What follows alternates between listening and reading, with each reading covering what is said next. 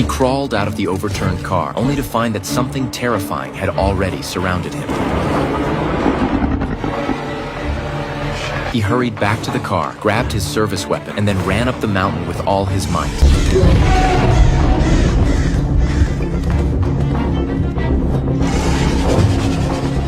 Several creatures charged toward him, leaving him no choice but to run up the mountain with all his might. The terrifying creatures behind him couldn't cross the 2,400-meter altitude barrier. As long as he could make it over that line before they caught up, he could save his life. The creatures' sounds grew closer. He could almost feel their heavy breathing. The barrier was just a dozen meters ahead. He would soon be safe, but then, in the next second,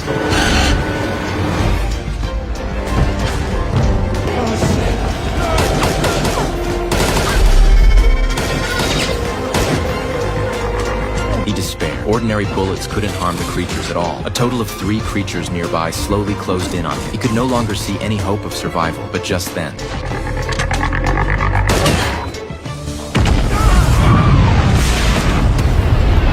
a woman suddenly appeared. She seemed to know the creature's weakness.